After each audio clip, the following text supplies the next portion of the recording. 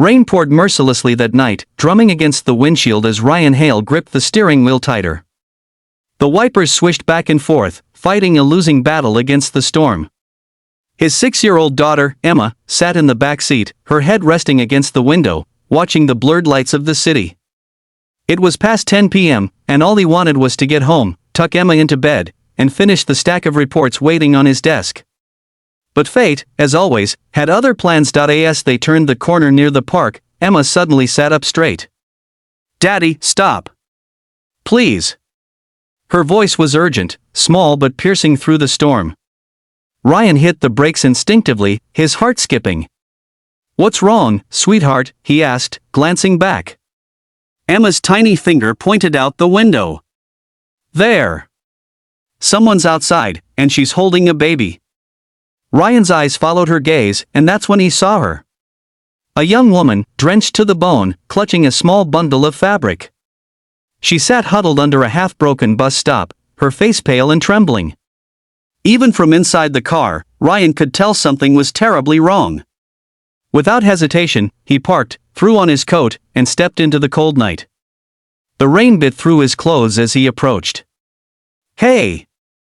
Are you okay?" he called out, his voice steady but concerned. The woman looked up slowly, her lips trembling. "Please, my baby, she's freezing," she whispered weakly. Her arms shifted, revealing a tiny face, blue from the cold. Ryan's breath caught in his chest. "Oh God, Emma, get the blanket from the back seat," he shouted. Within seconds, Emma was out with the warm fleece blanket her grandmother had given her. They wrapped the baby tightly, Ryan lifting her from the woman's shaking arms. The baby's skin was ice cold. Ryan's instincts took over. "Get in the car, both of you," he said firmly. The woman hesitated, glancing around as though expecting someone to scold her for accepting help. But Emma took her hand gently. "Come on," she said with a smile only a child could offer, a pure, trusting one. "We'll help your baby." Inside the car, the heat blasted. The woman sat silently, clutching the child close, her tears mixing with the rain on her cheeks. Ryan stole glances at her through the mirror, thin, exhausted, terrified. He knew that look. It was the look of someone who had lost everything. "What's your name?" he asked softly. "Alina," she whispered. "And this is Rose." "Okay, Lena," Ryan said, voice steadying. "We're taking you to the hospital. Don't worry, she'll be fine." As they sped through the rain, Emma reached forward and touched the baby's hand. "She's so small," she murmured. Ryan glanced at his daughter, pride and heartbreak swelling inside him. She'd lost her mother at 4. He'd raised her alone while building his company brick by brick, but tonight, none of that mattered. Tonight, someone else needed saving. At the hospital, doctors rushed the baby into emergency care. Lena collapsed onto the waiting room bench, sobbing quietly into her hands. Ryan knelt beside her. "She's in good hands now," he assured, handing her a cup of warm tea. Lena looked at him with tired, grateful eyes. Why did you stop?" she asked. "No one else did." Ryan hesitated, then glanced at Emma, who was coloring on the hospital floor with a nurse's pen and a napkin. "Because my daughter reminded me that people matter more than time," he said softly. "And because once, someone stopped for me, too." Lena stared at him, something fragile breaking open in her chest. "I don't know how to thank you." "Don't," he replied. "Just get better.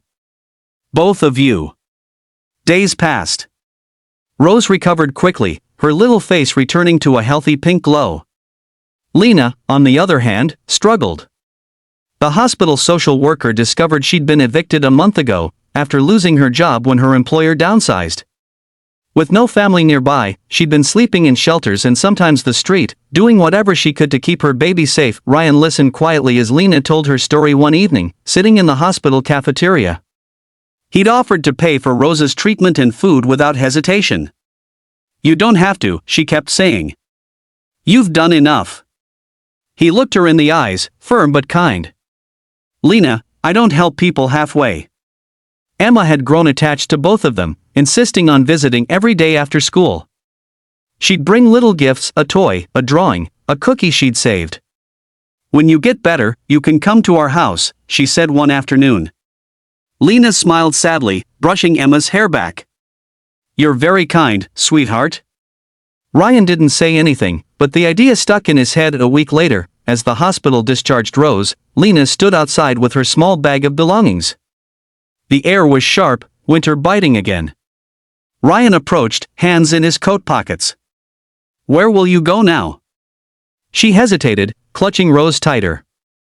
"There's a shelter downtown. They said they might have space." Ryan frowned. He'd seen those places, crowded, dangerous, not where a mother and baby should be. "No," he said finally. "Come with us. Just until you get back on your feet." Lena's eyes widened. "What?" "No, I can't impose." "You're not imposing," he interrupted. "You're accepting help." Emma squealed in excitement. "Yes. Please, Mommy Lena, come live with us." The word mommy slipped out before she realized it, and the air froze for a second. Emma's cheeks flushed, and she looked down. Ryan's heart clenched, and Lena blinked back sudden tears. Sorry," Emma mumbled. Lena knelt and hugged her tightly. "Don't be sorry, sweetheart," she whispered. "That's the sweetest thing anyone's ever called me." Moving in with Ryan wasn't easy at first. Lena felt out of place in his modern, pristine home, a mansion of glass and marble. Ryan was a CEO, used to control, schedules, and structure. Lena brought chaos, noise, baby cries, and warmth. For the first time in years, his home smelled like home-cooked meals, laughter echoed down the halls, and Emma had someone to braid her hair in the morning, but Lena struggled with guilt and pride. "I don't belong here," she confessed one night while washing dishes. Ryan leaned against the counter. "Why not?" "Because you're you. And I'm just someone who lost everything." He stepped closer, his voice low. "Lena, maybe you didn't lose everything. Maybe you just hadn't found where you were meant to be."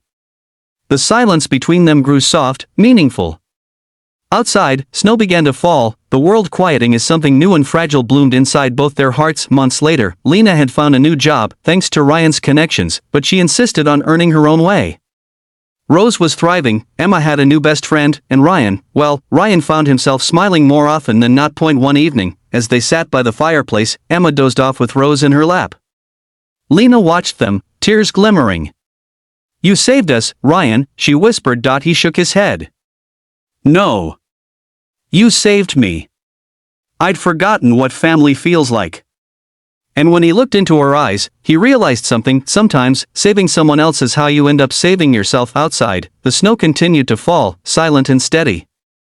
Inside, 3 hearts and 2 small ones had found warmth again, proof that even in the coldest nights, kindness can spark a miracle. And if anyone ever asked how a CEO and his daughter changed a stranger's life that stormy night, he'd simply smile and say, "Because my little girl saw what I almost missed, love hiding in the rain."